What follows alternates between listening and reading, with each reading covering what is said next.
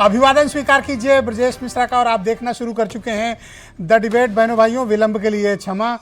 उत्तर प्रदेश में मुख्यमंत्री योगी आदित्यनाथ ने बरेली की घटना को लेकर बहुत ही गंभीर रुख दिखाया है और उन्होंने कहा है कि बरेली में इस तरह की तोड़फोड़ करने वालों की वो हालत की जाएगी कि 7 पीढ़ियां याद रखेंगी। मुख्यमंत्री लगातार 2 दिन से बहुत आक्रामक हैं और वो आरोपियों के खिलाफ बहुत निर्णायक कार्रवाई की बात कर रहे हैं और ये कह रहे हैं कि दंगा करने वाले, माहौल खराब करने वालों को छोड़ा नहीं जाएगा। आज चर्चा इसी विषय की। बहनों भाइयों, बरेली में जो कुछ भी हुआ पूरे देश ने उसको देखा और बरेली की घटना की सबने मजम्मत की। बरेली की घटना ने एक बात तो बहुत साफ कर दी है कि कुछ लोग जानबूझकर माहौल को ख़राब करना चाहते थे। उनमें मौलाना तौकीर सबसे अव्वल थे। फिलहाल उन्हें गिरफ्तार करके फतेहाबाद की जेल में डाल दिया गया है और तमाम आरोपी भी गिरफ्तार हुए हैं। लेकिन इस अभियान के पीछे के असली मकसद क्या थे? क्या उत्तर प्रदेश के माहौल को ख़राब करना, उत्तर प्रदेश की फ़िज़ा को ख़राब करना, यहाँ के अमन चैन को ख़राब करना, या फिर मकसद कुछ और था? और प्रदर्शन जो शांतिपूर्ण तरीके से चलाने की बात कही थी, उसमें अचानक से पथराव जैसी घटनाएं क्यों हुई और पुलिस को भी उसमें लाठीचार्ज करना पड़ा? इन सब घटनाओं के पीछे के कारण क्या हैं और क्या इस घटना के बाद से राजनीति में कोई बदलाव आया है? क्या लगातार जब हम चुनाव की तरफ आगे बढ़ रहे हैं, इस तरह की घटनाएं उत्तर प्रदेश के माहौल को क्या ख़राब करती हैं?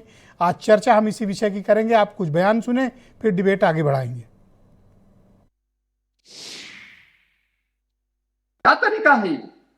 आप सिस्टम को ब्लॉक करना चाहते हैं? 17 के पहले यही होता था और हम इसी बात को कह सकते हैं कि 17 के बाद हमने कर्फ्यू भी नहीं लगने दिया। और मौलाना भूल गया कि शासन किसका है। वो ये मानता था धमकी देंगे और हम जबरदस्ती जाम कर देंगे। हमने कहा जाम नहीं होगा, कर्फ्यू भी नहीं लगेगा, लेकिन कर्फ्यू का सबक तुम्हें ऐसा सिखा देंगे कि तुम्हारी आने वाली पीढ़ी दंगा करना भूल जाएगी। कि जब आपको कोई जानकारी थी, आप भीड़ को क्यों जुटने देते? सरकार पूरी तरीके से प्रोपगंडा कर रही है, बढ़ावा दे रही है कैसे प्रदेश के अंदर विवाद हो, दंगे हो, फसाद हो। ये केवल पुलिसिया कार्रवाई कर रही है। बाकी जनमानस आज अपनी बेरोजगारी से परेशान है, महंगाई से परेशान है, भ्रष्टाचार से परेशान। सरकार का एक एजेंडा है इस देश में, प्रदेश में धार्मिक ध्रुवीकरण करके चुनाव लड़ा जाए, वरना शांति बहाल करने के बहुत सारे ऐसे तरीके हैं जो घटना होने से पहले ही एहतियातन किए जाते हैं और बात वहां तक नहीं पहुंचने दी जाती कि यहां तक कार्रवाई हो। बाकी पुलिस की अपनी थ्योरी है, पुलिस अपनी थ्योरी बनाएगी, अपनी सुविधा से काम करेगी। तो बहनों भाइयों, आज की इस डिबेट को आगे बढ़ाएंगे। अनिला सिंह भारतीय जनता पार्टी की प्रवक्ता हैं, डॉक्टर HS रावत जाने माने धर्मगुरु हिंदू समाज के, अनूप चंडा समाजवादी पार्टी के प्रवक्ता हैं, डॉक्टर उमाशंकर पांडे कांग्रेस कमेटी से हैं, SM अशरफ जाने माने स्कॉलर, हाजी हसन हमें थोड़ी देर में ज्वाइन करेंगे, और वीरेंद्र सिंह। सबसे पहले तो मैं अपने दर्शकों से और आप सबसे क्षमा प्रार्थना करता हूं कि आज की तकनीकी वजहों से हमें थोड़ा सा विलंब हुआ डिबेट को शुरू करने में। अब इस परिचर्चा को शुरू करते हैं। अनिला सिंह बीजेपी की प्रवक्ता। अनिला जी, बताइए कि बरेली में जब आपके पास पहले से सूचनाएं थीं तो प्रिवेंटिव एक्शन लेने के बजाय बाद में घटना होने का इंतज़ार क्यों किया गया और इंतज़ार के बाद फिर कार्रवाई की गई? विपक्ष कह रहा है कि पॉलिटिकल माइलेज के लिए आप इस तरह की घटनाओं को आपकी सरकार बढ़ावा देती है। मेरी सभी को राम राम। देखिए, विपक्ष के पास अब कोई मुद्दा नहीं रह गया है तो ऊट पटांग बातें ये लोग करते हैं। अगर वहां का पुलिस प्रशासन चुस्त और दुरुस्त नहीं होता तो आपको नहीं लगता कि वहां लाशें बिछ जाती? बैनर पोस्टर लेकर जो लोग चल रहे थे उनके पास पेट्रोल बम का क्या काम था? लाठी, डंडे, कट्टे, इसका क्या काम था? पर अगर उनको पहले ही रोक दिया जाता तो इसी पैनल पर बैठकर कांग्रेस पार्टी के प्रवक्ता, समाजवादी पार्टी के प्रवक्ता और कुछ जो अपने आप को राजनीतिक विश्लेषक कहते हैं या समाज सुधारक कहते हैं, कहने लगते अरे संविधान नाम की चीज नहीं है, पूरे भारतवर्ष में नहीं है, पूरे उत्तर प्रदेश में नहीं है, मुसलमानों के साथ तो जाति हो रही है। आई लव मोहम्मद की बैनर पोस्टर लेकर वो निकलना चाह रहे हैं और उनको उनके प्रोसेशन को रोक दिया जा रहा है। तारीफ करनी चाहिए बरेली की पुलिस प्रशासन की कि जिस तरीके से उन्होंने पूरी सिचुएशन को हैंडल किया, नहीं तो लाशें बिछ जाती। मैं आपको बता रही हूं, इनके मंसूबे पूरे नहीं हो पाए, समाजवादी पार्टी कांग्रेस के मंसूबे नहीं पूरे हो पाए उत्तर प्रदेश में, तो इसका फ्रस्ट्रेशन अब ये कह रहे हैं कि आपके पास। तो बीजेपी आरोप लगा रही है कि बरेली में समाजवादी पार्टी और कांग्रेस लाशें बिछाना चाहती थी और आपकी पार्टी की सरकार तमाशा देख रही थी। आप क्या कह रहे हैं? मुझे समझ में नहीं आ रहा। मैं ये कह रहा हूँ, मैं आप कह क्या रही ये हूँ कहना कि चाहती हैं नहीं, आप hold कि on, ये लोग hold on, लाशें बिछाना चाहते थे? होल्ड ऑन, आप ध्यान से सुनिए, ध्यान से सुनिए जो मैंने कहा। गलत बात है, आप मेरे वर्ड्स में ट्विस्ट मत करिए। मैंने ये कहा कि आप ही के पैनल पर बैठकर समाजवादी पार्टी और कांग्रेस के प्रवक्ता ये कहते हैं कि अरे लोकतंत्र नाम की चीज नहीं है, मुसलमानों के साथ जाति हो रही है। और दूसरी तरफ मैंने कहा कि पुलिस प्रशासन चुस्त दुरुस्त था, नहीं तो लाशें बिछ जाती। दो अलग अलग चीजें हैं। तो कौन लाशें बिछवाना चाहता है? थोड़ा आपने इस पर पुलिस का रोशनी डालिए ना। Hold on, सुनिए आप मेरी बात। और आपने पुलिस का स्टेटमेंट नहीं सुना? कितने व्हाट्सएप ग्रुप बनाए गए थे? 55। हाँ, उसमें जो एरिया जो ये टारगेट कर रहे थे, कितनी मस्जिदें आती हैं? तकरीबन 390 या 400 के करीब मस्जिदें आती हैं। 40,000 से ज्यादा लोगों को इकट्ठा करने की बात हो रही थी। और तौकीर रजा, उसका ट्वीट जाकर देखिए आप, उसकी जो आप टाइमलाइन है, अपने कह स्टेटमेंट रहा पे था कि मैडम नेपाल लौटे बना हैं। देंगे, क्या भारत को हम आप नेपाल बना अपोजिशन देंगे। को ब्लेम कर रही हैं कि वो लाशें बिछाना चाहता था? मैंने ये नहीं कहा। मैंने ये कहा कि अपोजिशन ये कहेगा कि अगर प्रोसेशन नहीं निकालने दिया गया तो अपोजिशन ये बोलेगा कि आप जो है मुसलमानों के साथ जाति कर रहे हैं। मैं कह रही हूं कि पुलिस प्रशासन चुस्त दुरुस्त था, नहीं तो लाशें बिछ जाती। ऑल राइट, मैं मैंने इसी एक बात भी का नहीं जवाब कहा ले कि लेता हूं। समाजवादी पार्टी और कांग्रेस जो है थैंक लाशें यू मैडम। बिछाना अब चाह आपकी रही है। बात का जवाब अनूप संडा देंगे, समाजवादी पार्टी के प्रवक्ता। आपने सुना क्लैरिटी के साथ 3 बार मैडम ने बोली जो बात। जी मैंने सुना। दरअसल अगर नहीं होता चुस्त दुरुस्त तो लाशें बिछती। भारतीय जनता पार्टी की सरकार पूरी तरीके से हर मोर्चे पर नाकामयाब है। मुख्यमंत्री स्वयं चाहते हैं कि प्रदेश में सांप्रदायिक उन्माद पैदा हो। अभी अनिला जी बोल रही थी कि पुलिस ने व्हाट्सएप ग्रुप पकड़े, पत्थरबाज पकड़े, ये भी कुछ समाचार माध्यमों में आया। ये उत्तर प्रदेश पुलिस की इंटेलिजेंस क्या कर रही थी? किसी समाचार माध्यम में मैंने सुना कि 1600 पत्थरबाज बाहर से बुलाए गए थे। अगर पत्थरबाज बाहर से बुलाए गए थे तो एलआईयू और इंटेलिजेंस क्या कर रही थी? सो रही थी क्या? ये अजीब तमाशा है इस प्रदेश में। ये लाशें बिछने वाली बात क्या है? कि इनको तो लाशों के अलावा, दंगों के अलावा और कोई भाषा ही नहीं आती है भाजपा वालों को।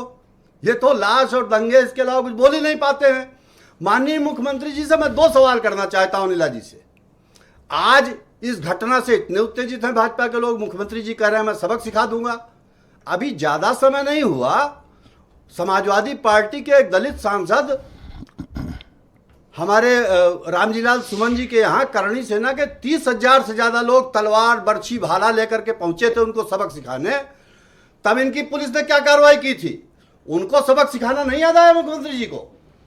अभी 2 महीना नहीं हुआ, फतेहपुर की एक दरगाह के ऊपर चढ़ाई कर दी भाजपा के जिला अध्यक्ष के नेतृत्व में लोगों ने। आप मुझे बताइए कि आपकी पार्टी की कोई भूमिका है बरेली का माहौल खराब करने में या नहीं? इस पर क्लैरिटी दो। आपकी कोई भूमिका है? अच्छा ये बताइए, आपका कोई ताल्लुक है? हम क्यों ताल्लुक रखेंगे? तो ये लाशें हमको बिछने की हिंसा बात कहां से आ गई? क्योंकि भारतीय जनता पार्टी स्वयं ये करना चाहती है। इनका तो पुराना काम है कि चोरी खुद उनका करो, क्या इंटरेस्ट? वो तो ऑलरेडी चोरी- सरकार में है। सरकार चाहती थी कि वहां उन्माद पैदा हो। अगर सरकार नहीं चाहती तो जो कह रहे हैं इतने व्हाट्सएप ग्रुप बने, क्या हुआ? इंटेलिजेंस क्या कर रही थी? इतने पत्थरबाज सर। कथित तौर पे आ गए, क्या? एक अंतिम बात कह लेने जी। दीजिए। फतेहपुर में 2 महीने पहले एक दरगाह के ऊपर चढ़ाई कर दी भाजपा के जिला अध्यक्ष ने, सब 2 बार कह चुके हैं और सर। उसमें क्या किया? आज तक वो कार्रवाई बता दें अनिला जी। Thank you. इनकी सरकार ने क्या सबक सिखाया डॉक्टर उनको? एस रावत मेरे साथ मौजूद हैं, हिंदू समाज के जाने माने धर्मगुरु हैं। रावत साहब शुक्रिया आपका। क्या आपको भी ऐसा प्रतीत होता है कि उत्तर प्रदेश की फिजा थोड़ी खराब करने की कोई संगठित कोशिश कोई कर रहा है? देखिए, पहली बात तो मैं संडा साहब को बता दूं, और अनिला जी ने जो कहा था बिल्कुल ठीक कहा था। जिस व्यक्ति के माध्यम से ये लाशें बिछाना चाहते थे, जिस व्यक्ति के माध्यम से मुजफ्फरनगर का कांड करना चाहते थे, वो तौकीर रजा इन्हीं की सरकार के टाइम पर राज्य का दर्जा प्राप्त था। चोरी छिपे उस व्यक्ति के बार बार ऐसे बयानात आ रहे थे कि जो उत्तर प्रदेश की फिजा को खराब करना चाहता था। उसने 26 जनवरी के दिन भी कहा था कि मैं धर्मांतरण कराऊंगा और मेरे पास में 50 से ज्यादा लड़कियां हैं हिंदू की, और किसी कोई रोक सकता है तो रोक लेना। जो व्यक्ति इस प्रकार की बातें कर रहा है, जो व्यक्ति प्रदेश के अंदर आई लव मोहम्मद करो, तुम अपने घर में करो जाकर के, लेकिन उसके बाद में बोलते हो सर तन से जुदा, और उसके बाद पत्थर फेंकते हो, फिर बोलते हो पुलिस के हाथ काट देंगे हम। ये सरकार चलाने के लिए एक मुख्यमंत्री के पास जो अधिकार होते हैं उनका प्रयोग उन्होंने किया। और ये संडा साहब ये कह रहे थे कि करनी सेना के खिलाफ कार्रवाई नहीं हुई, तो आपके रामजीलाल सुमन को इस प्रकार की बेहूदी बातें करने की जरूरत क्या थी? आ गए क्या सर आप प्लीज प्लीज, हाँ आप बोले रावत साहब, कंटिन्यू। सुन लीजिए कि उनके किसी एक पुराने इतने हमारे वीर योद्धाओं के खिलाफ आपको बोलने की जरूरत क्या थी? अच्छा और रावत फिर साहब, आप कह एक रहे हैं चीज आपने महसूस की, तौकीर रजा तैयार को नहीं हुई जेल है। भेजने में इस सरकार को 8 साल लग गए सर। देखिए, जब पाप का घड़ा भरता है ना ब्रजेश जी, तभी जाकर के कोई काम होता है। अब ये बहुत बढ़िया ऐसा उन्होंने एक मौका दिया था खुद ही, वो ये तो ये चाहते थे बरेली का शहंशाह हैं, उनको तो कोई अरेस्ट कर ही नहीं सकता। उनकी तो ऐसी एक फिजा बनी हुई थी कि कोई हाथ नहीं डाल सकता। ये मैं भी वही बात मायावती जी पर ने- उस दिन भी डिबेट में मैंने फ्राइडे को भी ये बात कही थी कि तौकीर रजा को गिरफ्तार करके दिखाओ। खैर अरेस्टिंग तो हो गई, लेकिन 8 साल से उस आदमी ने माहौल को ख़राब करने में कोई कमी नहीं की, और मुझे हैरानी है कि सरकार को इतना ज़्यादा वक्त लगा उसे गिरफ्तार करने में। जी, इसमें कोई दोहराई नहीं है ब्रजेश जी। देखो, विल पावर होनी चाहिए शासन करने के लिए। शासन ने अधिकार दिए हैं, संविधान ने अधिकार दिए होते हैं, चुने हुई सरकार है। कोई ऐसे नहीं है कि ये तो सरकार को बदनाम करने की कोशिश कर रहे हैं कि एक व्यक्ति इस प्रकार से बोलेगा सरेआम के पुलिस के हाथ काट दिए जाएंगे। Thank you, सरेआम sir. आप शुक्रिया सर, प्लीज हमारे साथ बने रहिएगा, डिबेट को आगे बढ़ाएंगे। डॉक्टर उमा शंकर पांडे कांग्रेस कमेटी के प्रवक्ता हैं। इस सत्ता पक्ष तो आप लोगों को भी लपेट रहा है कि अगर शासन प्रशासन चुस्त दुरुस्त नहीं होता, पहले से सतर्क सावधान नहीं होता, तो वहाँ लाशें बिछ जाती। बिल्कुल, भारतीय जनता पार्टी की जो सत्ता है ब्रजेश जी, वो लाशों पर ही बनती है। चाहे वो गोधरा था, चाहे वो मुजफ्फरनगर था, आप उठा के देख लीजिए। मुजफ्फरनगर दंगे की बात कर रहे हैं, ये क्या तरीका रावत जी है? प्लीज, रावत जी ये क्या पहला राउंड है तरीका सर, है? बोल लेने दे प्लीज। हाँ हाँ, मुजफ्फरनगर के दंगे में दोषी कौन निकला? भारतीय जनता पार्टी का विधायक ही उसका मेन गुनाहगार निकला, उसको सजा मिली, उसकी विधायकी गई। तो लाशों की राजनीति भारतीय जनता पार्टी करती है। राम मंदिर के नाम पर सैकड़ों लोगों को वहां पर भेजा गया और लोग मारे गए। ये किसकी साजिश थी? और राम मंदिर बना कैसे? माननीय सुप्रीम कोर्ट के आदेश पर। ये जो बरेली का कांड हुआ ब्रजेश जी, ये क्यों हुआ?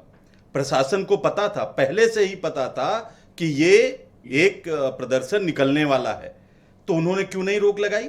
होने दिया, दंगे को होने दिया गया, और इन्होंने षड्यंत्र के तहत उसको होने दिया। और जब हो गया तब लाठी चार्ज किया, और लाठी चार्ज करके जो संदेश योगी जी को देना था वो दे रहे हैं। पुश्तें याद रखेंगी। ये एक मुख्यमंत्री की भाषा होनी चाहिए। तो ये और किसकी क्या भाषा होनी चाहिए दंगाइयों से निपटने नहीं तो के लिए? फिर तो इनको इस पर भी ऐतराज नहीं करना चाहिए, जिसके लिए ये लोकसभा में भुकारा छोड़ के रो रहे थे। फिर तो वो भी सही था। अगर ये जस्टिफाइड है तो वो भी जस्टिफाइड था।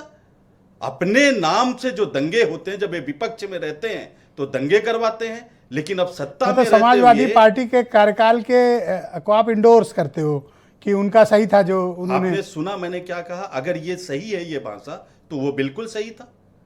अगर आप लोकसभा में रो रहे हो, आपको भाषा पर एतराज है कि कार्रवाई पे? दोनों पर। ये भाषा असंवैधानिक है, गैर लोकतांत्रिक है। और कार्रवाई? और जो कार्रवाई है वो मुख्यमंत्री की कायरता और कमजोरी को दिखा रहा है कि आप दंगे होने देते हो, फिर दंगे पर एक्शन का ड्रामा करते हो। यही आपने बहराइच में किया, यही आपने संभल में किया, यही मुजफ्फरनगर में आप विपक्ष में थे तो आपने खुल के दंगा वहां पे किया। दंगे में आपके लोग आपकी शामिल पार्टी थे। क्या चाहती है बरेली के मामले पे? कांग्रेस पार्टी जोड़ने का काम करती है।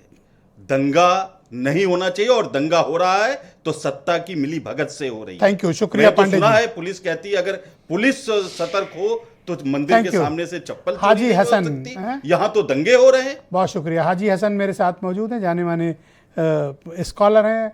हाजी साहब शुक्रिया आपका। तो मौलाना तौकीर रजा को आपने गिरफ्तार करवा ही दिया, उसके खिलाफ कार्रवाई हो गई। क्या वाकई में आपको लगता है कि यूपी के माहौल को कोई ख़राब करना चाहता है?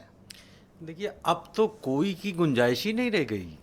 कोई, ये तो पुरानी बात होती थी कि जब पहले होता था कि कोई, जब होता था कि विदेशी ताकतें, अब तो सरेआम माइक के नज़दीक बोलें। सरेआम सामने आ रहा है कि जो बयानात आ रहे हैं हमारे राजनेताओं के, हमारे विश्व की सबसे बड़ी जो पार्टी है उसके सूबे के एक मुख्यमंत्री के जो बयानात आ रहे हैं, उससे बिल्कुल वाजे हो रहा है, क्या?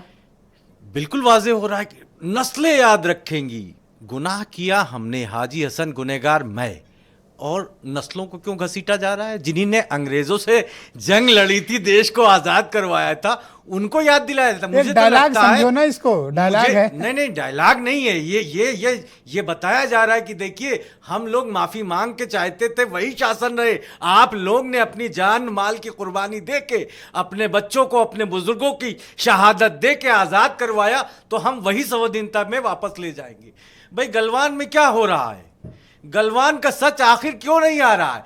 पुलवामा का सच क्यों नहीं आया? और बरेली का सच कौन लाएगा सामने? बरेली का सच तो आ ही नहीं सकता, क्योंकि सब कुछ जब चोर चोर मौसेरे भाई हो तो सच कहां से आएगा? कौन मौसेरे भाई? भाई दंगा शुरू कहां से हुआ, क्यों नहीं बताता? आज सारे ब्रजेश जी, भाई माजरत के साथ कह रहा हूं कि छोटे छोटे बच्चों को, छोटा बच्चा एक पत्थर उठा रहा है, वो क्लिप सारी मीडिया में चल रही है, लेकिन वो जो लोग आई लव मोहम्मद सल्लल्लाहु अलैहि वसल्लम के पोस्टर लिए हुए थे, वो कौन सा गोली और बम और पत्थर, एक अगर वो पोस्टर लिए हुए थे तो तीसरा हाथ कौन सा था? अच्छा एक बात बताएं, जब पत्थर लिए हुए थे, प्रशासन ने रोक लगाई हुई थी और ये कहा था कि आप नहीं कर सकते हैं, प्रशासन ने, तो आप जबरदस्ती एक मैदान में हजारों लोग क्यों जुटेंगे? एक कोई कारण मैदान होना में, चाहिए। मैं देखिए आपने बिल्कुल वाजे कर दिया, मैदान में, किसी मैदान में जुटने पे प्रतिबंध नहीं है, नहीं था, उस प्रशासन ने अनुमति नहीं दी थी। और अगर आप अनुमति तोड़ते हैं तो कानून का उल्लंघन। किस चीज की अनुमति है? प्रशासन ने किस चीज की अनुमति दी है? आपको कोई भी प्रदर्शन करने और वहां पर पहुंचने की, क्यों भाई? या मैदान में मेरा सवाल सुन ले, जी। और मैदान में एकत्र होने की मनाही थी। भाई क्या ये लोकतांत्रिक प्रदेश नहीं ये रहा? आप पूछ सकते हैं क्या कि यहाँ ये राजशाही है कि एक आदमी, प्रशासन कैसे एक लोकतांत्रिक तो आप अधिकार मानते का हैं कि उल्लंघन उन्होंने कैसे कानून कर तोड़ा? सकता है? आप मानते हैं उन्होंने कानून तोड़ा? किसने कानून तोड़ा? जो प्रदर्शनकारी थे। भाई प्रदर्शनकारी उनको प्रदर्शन बुलाया करने था निकले थे, मौलाना तौकीर उनके ने। ऊपर बर्बरता किसने की? दंगे की शुरुआत कहां से हुई? आखिर इसकी जांच होनी चाहिए। मैं तो कह रहा हूं कि आप बताओ। प्रदेश सरकार इसमें असमर्थ है, इसकी जांच सेंट्रल से होनी चाहिए, सीबीआई को करनी चाहिए कि सेकंड, एक ही पैटर्न पे सीबीआई को? जिसका घर तोड़ा जाता है, जिसके घर पे हमला होता है, वो जेल चला जाता है, ऑलराइट, और प्रदर्शनकारी जो है एसएम victim हो अशरफ, जाते हैं। बहुत शुक्रिया सर। अशरफ साहब स्वागत आपका। जी सर, बरेली की घटना और उसके बाद के जो चीफ मिनिस्टर के स्टेटमेंट, उत्तर प्रदेश का माहौल, आप इसको किस नज़रिए से देखते हैं? देखिए, सबसे पहले तो मैं बहरहाल मौलाना के उस एक्ट को मैं कंडम करता हूँ। कंडम इसलिए मैं आपके उससे करता हूँ कि आपको जब पता है कि एक सेंसिटिव मैटर है, कौम को आप कॉल करोगे, उसके बाद फिर आपका एक वहाँ पे लेटर जारी होगा कि साहब नहीं, हम कॉल ऑफ कर दिया हमने और लिमिटेड लोग जाएंगे, बाद में आप बता देते हैं वो फेक है। लोग वहाँ इकट्ठा हो गए, कुछ लोग चले गए, बाकी कुछ लोगों ने कॉल किया, वहाँ आए, कैसे क्या हुआ अलग बात है। लेकिन मेरा कहना ये है कि अगर सारे मामले में कल्प्रिट मौलाना हैं तो मौलाना के खिलाफ जो आपको करना हो करिए, सरकार आपकी है।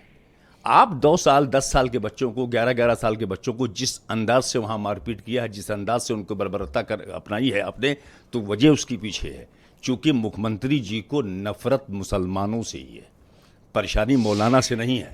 हो सकता है मौलाना उनकी प्रॉक्सी भी हो, कोई भरोसा नहीं जब आगे कोई बात आगे बढ़ेगी, ये तो जांच का विषय होगा। अपने प्रॉक्सी कोई जेल मैं बोल रहा हूँ सर, सुन लीजिए मेरी बात, थोड़ा तल्ख बातें यहाँ से शुरू होंगी ना, जो एक माहौल बनाना पड़ता है हमको भी आपके लिए कोई बात करने के लिए। हाँ, तो मैं इसलिए बता रहा हूँ। अब मेरा जो कहना है कि मुख्यमंत्री को लफ्ज़ मुसलमान से ही परेशानी थी और इन्होंने ऐसा किया, क्या कहते हैं, 7 पड़ियाँ भुगतेंगे, मौलाना तौकीर रज़ा को नहीं है, सारे मुसलमानों को मैसेज है। आप कहते हैं कि हम कोई प्रोसेशन, कोई धरना नहीं करने देंगे, जबकि खुद 2017 से पहले आप यही करते चले आए। इनके ऊपर केसेस की लिस्ट बताऊं, 147, 148, 151, 146, 279, 149, 540, 504, 427, 297, 506 एंड 297। 297 आप समझते हैं? 297 का मतलब किसी के धार्मिक चीज़ों को जाके अतमरमल करना, मजार उस पर कब्जा करना। 148 का मतलब शायद समझते हैं? आपको शायद अपडेट नहीं सुन है। लीजिए, हाँ, ये सभी मुकदमे, ना बताइए तो कोई बड़ी बात थोड़ी, आप मुख्यमंत्री बन गए, आप कहेंगे सब खत्म हो गए। सुन तो लें, आप यही कहेंगे ना, ये सब मुकदमे जीरो, यही कहेंगे ना खत्म हो गए। चला ड्यू प्रोसेस कोर्ट के अंदर, सारी एविडेंसेस हुई, आप मुख्यमंत्री बन जाओ, खुद ही खत्म कर लो। ये कोई बात थोड़ी होती है, ये तो कहना बड़ा आसान होगा। चार्ज के ऊपर तो दुनिया को आप कहते हैं साहब कल्प्रिट है, क्यों लैंग्वेज बिगड़ गई फिर मौलाना के लिए आपको? अगर आप ये कहते हैं कि आपकी पुलिस ने चार्ज किया हो, आप कहते हैं वो ऐसा करता है, वैसा बोलता है, तो क्यों जबान बदल गई? जब तक वो मुलजिम साबित नहीं हो, जबान नहीं बदली आप। तो दोहरे मापदंड नहीं चलेंगे कि आप सत्ता में आगे बैठ गए, खुद ही सारा खत्म करा दिया। आप भी उनको क्लीन चिट देख रहे हैं, मैं यही दे रहा हूं। मैं यही जानबूझ के मैं लाया था ये मुद्दा, ये बहुत अहम मुद्दा था। मुंबई गोदान एक्सप्रेस के अंदर हिंदू वाहिनी के लोगों ने आग लगा दी, बाल बाल लोग बच गए थे। विस्फोटक पदार्थ कृषि भूमि के ऊपर इन्होंने मुख्यमंत्री रहते हुए इन्होंने वहां किया, इनके ऊपर तमाम केसेस हुए। 1000 लोगों के साथ शांति मार्च करने के लिए गए जब एक की डेथ हो गई थी गोरखपुर में। अरे बस शुक्र मनाए नेताजी का कि कम से कम इतना मौका तो दे ही दिया कि आप उस मुख्यमंत्री की कुर्सी तक पहुंच गए, वरना जितने मामलात लग गए थे इतने मामलात में आदमी आपकी आगे चिड़ नहीं बढ़ लगता पाता। है मुद्दे पर नहीं, मुद्दे पे है मेरी बात, क्योंकि सब व्यक्तिगत कुछ चिड़ ये आपकी पैदा क्या हुआ, मिनिस्टर बिल्कुल वाली मुद्दे बात पे है, भाषा ये पे। मुद्दे पे है, ये मुख्यमंत्री जी के वक्तव्य के वजह से, वरना कौन सी बड़ी बात है। कानपुर में कोई वाकया आप वही दबा दीजिए, आप वही खत्म कर दीजिए। क्यों सौहार्द दबा दें कमेटियां भाई, वो होती है। उसको ओपन कर रहे हैं। नहीं, सौहार्द कमेटियां होती, बात करते हैं, खत्म कर देते कौन हैं। सा कुछ बच्चों सौहार्द, ने अब किया वो था, सौहार्द की आपने बात बढ़ने कहाँ रह दिया, गई? 1 महीना लगा। सुनिए मेरी बात, आप इतनी उत्तेजना में क्यों हैं? उत्तेजना में इसलिए कि मुझे उनकी जबान से लगता है, मुझे लगता है हम लोग बेबस और मजबूर हैं। इस मुख्यमंत्री की एक ही पॉलिसी है कि मुसलमानों को हम क्रश कर देंगे, तो हमको बुरा लग रहा है, हम कुछ कर सकते नहीं। क्या कर देंगे? क्रश कर देंगे मुसलमानों को, तुम अगर आवाज उठाओगे तो क्रश कर देंगे, यही है। अरे नहीं, बता दीजिए संभल में क्या हुआ, घेर के पहले दिन गए लोग, पहले दिन गए, सर्वे हुआ, कुछ नहीं हुआ। जब कुछ नहीं हुआ तो 100 लोग पहुंचे जय श्री राम के नारे लगाते हुए सर्वे कमिश्नर के साथ, बाकी लोगों को जाने की क्या जरूरत है। तो ये प्रोजेक्ट है। बहराइच के ले लीजिए आप, पूरे सड़क पे हिंदू लोग वहां मार्च कर रहे थे, लेने के बाद बंदूक कट्टा बंदूक ले, कोई पुलिस बोली उनके खिलाफ।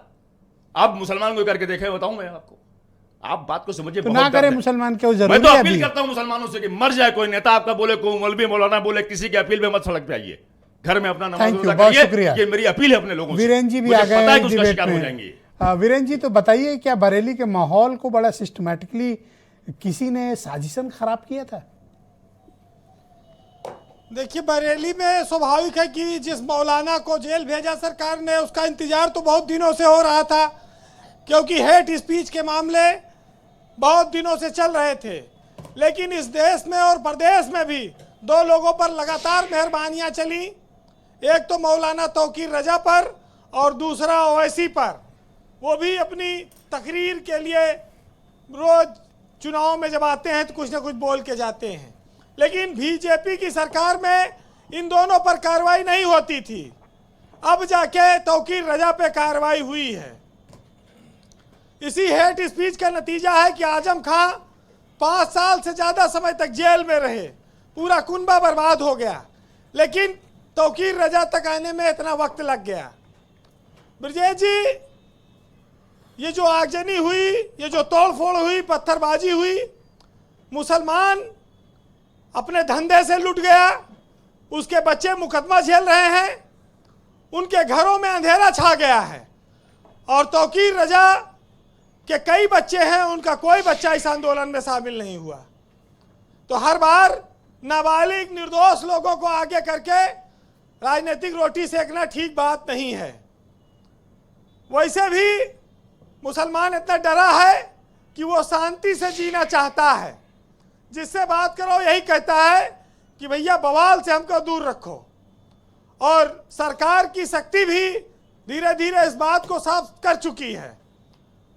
अब जब तमाम सारे उदाहरण इस प्रदेश में मौजूद हैं, चाहे जो घटनाएं हुई हो, तो उसके बाद भी अगर दंगा फसाद होगा, लॉ एंड ऑर्डर पे कोई सवाल खड़ा होगा, तो योगी जिसके लिए जाने जाते हैं, सख्ती करने के लिए उन्होंने किया।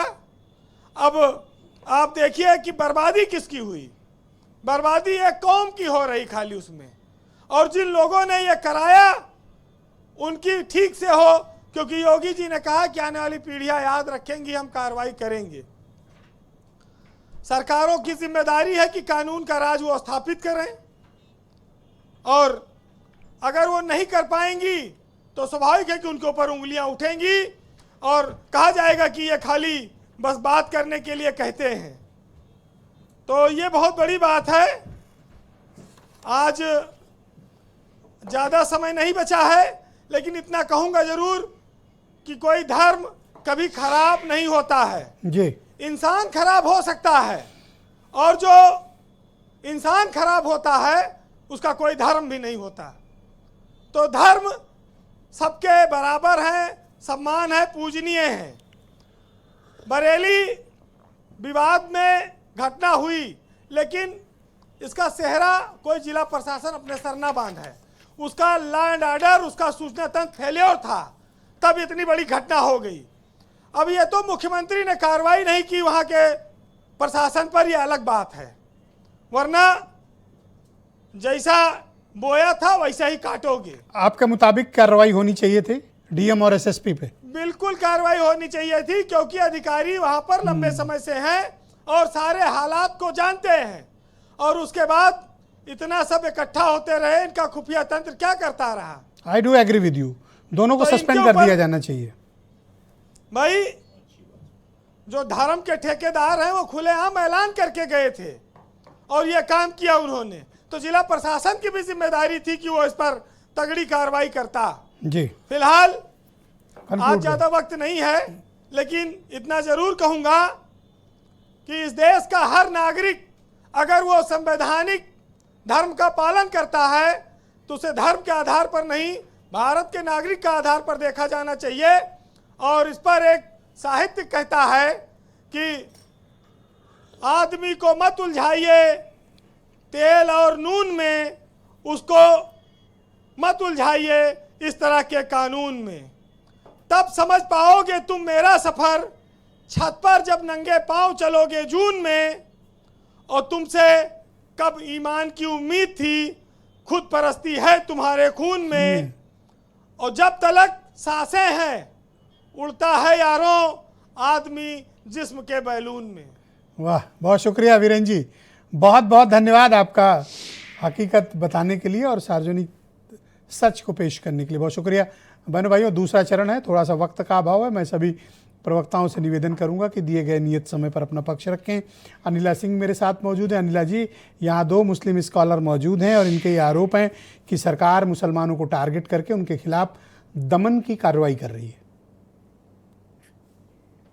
देखिए, ऐसा है, मैं यहाँ पे 2 बात कहूंगी। पहले तो जो यहाँ पर जो मुस्लिम स्कॉलर्स बन के बैठे हुए हैं, इन लोगों ने क्या कहा, उस पर जो आपने मेरे से प्रश्न पूछा उसका उत्तर दूंगी। और जो समाजवादी पार्टी और कांग्रेस के प्रवक्ता बैठे हुए हैं, उन लोगों ने जो कहा मेरी सरकार के विषय में, उसका उत्तर भी मैं दूंगी। ये जो मुस्लिम स्कॉलर्स हैं यहाँ पे, उनसे मैं ये पूछना चाहती हूँ, छोटे छोटे बच्चे, ठीक है, छोटे छोटे बच्चे दिखाई दे रहे हैं, उनके हाथ में पत्थर अच्छे लग रहे हैं?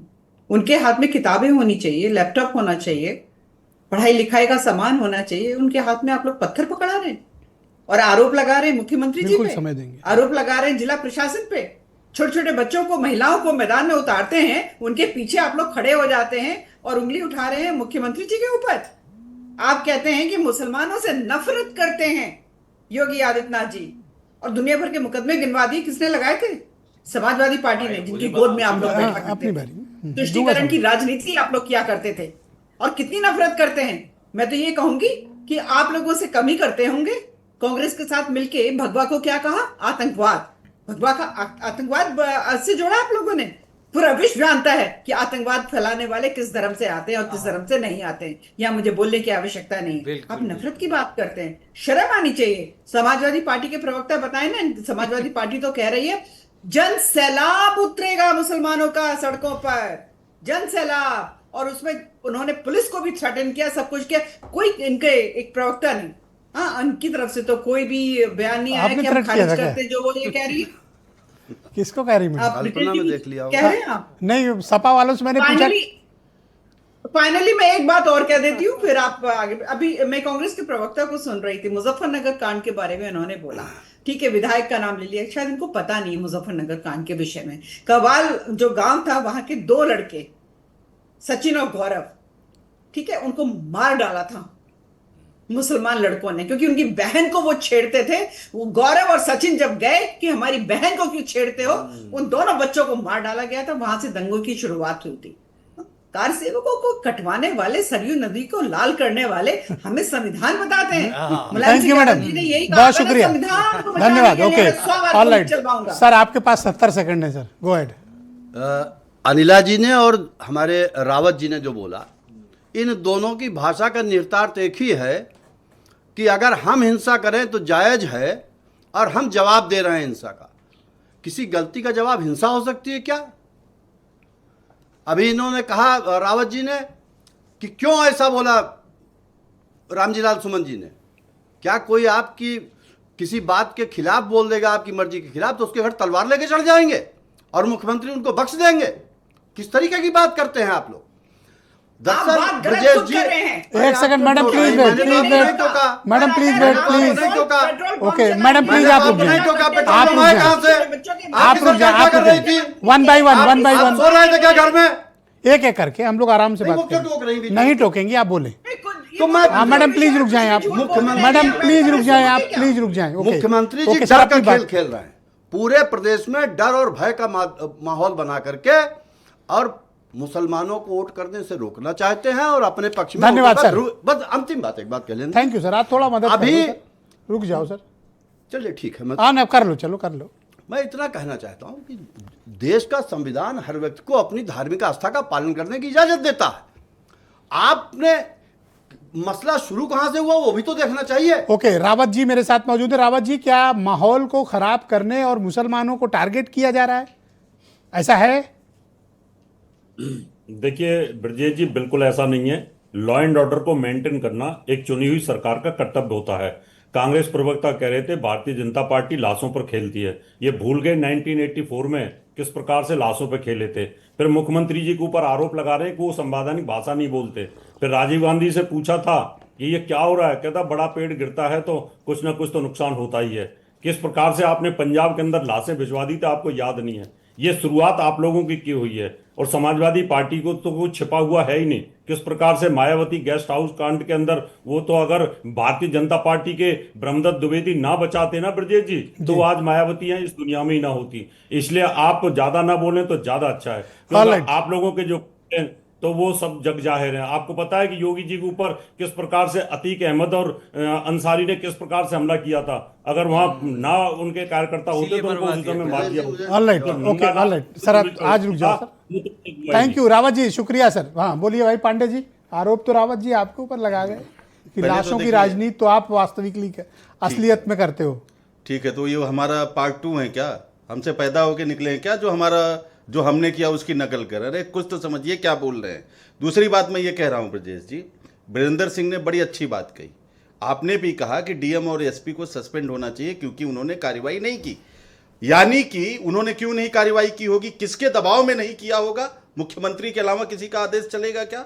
यानी कि ये दंगा मुख्यमंत्री जी की जानकारी में होने दिया गया। एक बात, दंगा नहीं हुआ सर, एक्चुअली वही जो हुआ वो दंगा शब्द नहीं कहा मुस्लिम भिड़े, उसी को दंगा नहीं उसमें कोई हिंदू नहीं भिड़ा सर। हाँ, ये बेसिकली पुलिस और प्रदर्शनकारियों के बीच का क्लैश। दूसरी बात मैं ये कह रहा हूं कि कह रही है कि वो 10 साल 12 साल 15 साल उम्र, जब बहराइच का दंगा हुआ जिसमें आप लोगों ने एक ब्राह्मण परिवार के बच्चे को मरवा दिया, राम गोपाल मिश्रा को, उसकी कितनी उम्र थी अनिला सिंह जी? 22 साल का बच्चा था। आपने उसका ब्रेन वॉश करके उसको मुस्लिम के घर पे चढ़वा के बहराइच के दंगे करवाए और 22 साल का बच्चा मारा गया। शर्म नहीं आती भारतीय जनता पार्टी को? दूसरी बात कह रही है कि वो तो इसलिए दंगा हुआ मुजफ्फरनगर का, तो कोर्ट ने आपके विधायक को फर्जी में सजा दे दी। कंटेम्प्ट आप कोर्ट कर रही है, और अगर कोर्ट ने गलत निर्णय दिया तो उसके आगे चली जाती। आप लोगों ने तो अदालत को भी इस लेवल पर लाके पहुंचा दिया कि सुप्रीम कोर्ट के जजेस सड़क पे उतर के जनता से न्याय की थैंक यू मांग पांडे करने जी, लगे हैं। धन्यवाद, बहुत शुक्रिया। तो हाजी साहब, आप मुझे बताइए कि क्या आपको ऐसा क्यों लगता है कि सिर्फ मुसलमान टारगेट पर हैं? सरकार तो कह रही है कि वो चिन्हित करके जो माहौल ख़राब कर रहे हैं उनके खिलाफ कार्रवाई कर रही है। आपको कोई इतराज़ है? और वैसे भी आप फ्राइडे की डिबेट में कह गए थे कि जो भी गड़बड़ कर रहा हो उस पर कार्रवाई होनी चाहिए। आपके कहने पे ही सरकार का कार्रवाई कर रही है।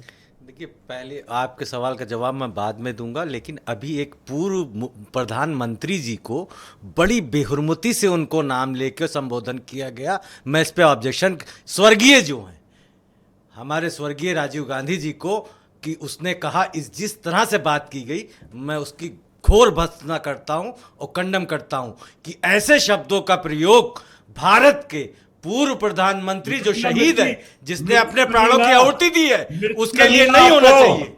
मिर्ची लगी ना? आप योगी के खिलाफ कैसे बोलते हो इस प्रकार से? मिर्ची लगी ना आपको? तकलीफ हुई ना आपको? अरे एक शहीद, एक मरे हुए दिवंगत आदमी को आप कैसे बोल रहे हो?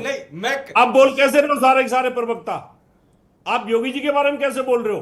जब अपने बारे में लगती है सर, तो एक मुझसे सेकंड। लगती है। आप एक सेकंड, गुरु है या धंधेबाज है? धर्म गुरु हो या धंधेबाज एक हो? सेकंड सुनिए, सत्ता आप के जवाब ये चरणों में देंगे, लेटे हुए हो। जवाब ये देंगे। धर्म धंधे करते आए हो। सर, पांडे जी बोलिए, आप बोलिए। धर्म का धंधा करते हो। पांडे जी शांत हो जाओ, आप बोलो। भाजपा के प्रवक्ता आप बन के बोलो। बैठते आप हो। बोलो। गलत थोड़ी- धंधेबाज हो तुम। ओके, नहीं, नहीं थैंक यू सर, ओके, आप बोलिए। हसरत साहब की अपनी आवाज बंद, सुपरस्टार। हाजी साहब बोलो। थैंक यू रावत जी, धन्यवाद। मुझे रावत आपने जी बोलने नहीं शुक्रिया। दिया। अब आप बोलो सर। 3 बातें अनिला सिंह की। आप शांत हो, एक आप मिनट, शांत। अनिला ओके। सिंह की 3 बातें। माँ को भी खोया और उसने हाँ, थैंक यू सर। उसको अगर बेहुमती से नाम लिया Thank जाएगा you. तो उसको सुनिए, खत्म thank you. करते हैं। ओके। अरे सुनिए, अनिला सिंह जी की 3 बातें ऐसी हैं जो मुझसे जुड़ी हुई थी। हाँ, उनका आप जवाब। पहला कहना यह है कि 910 साल बच्चों को वहां पत्थर थमा दिए। मैंने पहले ही आपसे कहा है कि उस जो कॉल थी मौलाना की बिल्कुल गलत थी। फ्राइडे के दिन वो कॉल नहीं लेना चाहिए था, क्योंकि बहुत से लोग नमाज पढ़ने जाते हैं, उसमें बच्चे भी रहे होंगे। दूसरी चीज ये बोलती हैं कि साहब पॉलिटिकल वेंडेटा था उनके ऊपर, इसलिए केस लगा। 297 पॉलिटिकल वेंडेटा है। किसी के धर्म स्थल पर जाके आप अतिक्रमण करेंगे और कब्जा कर लेंगे, बंदूक और छुरी लेके जाएंगे, 148 लगेगा, 307 के आप मुलजिम होंगे, एक आदमी की डेथ हो जाती है, पूरा शहर गोरखपुर का जाम कर देंगे 1000 लोगों को लेने के बाद, और फिर आप पे जब केस होगा तो पॉलिटिकल वेंडेटा हो गया। यानी दूसरी सरकारें अगर की तो पॉलिटिकल वेंडेटा है। आप जो कह रहे हैं सलाम करना चाहिए उसको। हमको आपको फतेहपुर का मकबरा नजर नहीं आया? जब वहां लोग जाके कब्जा कर लिया तो वहां कोई गोली नहीं चली, किसी का बुलडोजर नहीं चला, बहराइच के में कुछ नहीं हुआ, जो कुछ हुआ आपके। तो मैं इसलिए बोलता हूं कि जब तक मुख्यमंत्री जी दिल बड़ा नहीं करेंगे, वो ये नहीं मानेंगे कि हम भी इसी प्रदेश के नागरिक हैं, हमारे वो मुख्यमंत्री हैं, इससे ये साबित ये होता है कि उनके जहन में जो नफरत पहले थी वो आज भी कायम है। बहुत शुक्रिया। मैं अपने सभी अतिथियों का बहुत आभार प्रकट करता हूं कि आप सब ने संयमित और शांत होकर एक सद्भावनापूर्ण डिबेट आयोजित करने का मुझे अवसर दिया। आप सबका बहुत शुक्रिया और धन्यवाद। और बहनों भाइयों, आप सबका भी धन्यवाद। एक छोटा सा ब्रेक के उस पार आपको जीनत सिद्दीकी मिलेंगी, जो बताएंगी कि तेज प्रताप यादव ने अखिलेश यादव का नंबर ब्लॉक क्यों किया हुआ है। बड़ी दिलचस्प रिपोर्ट है, बस छोटे से ब्रेक के बाद।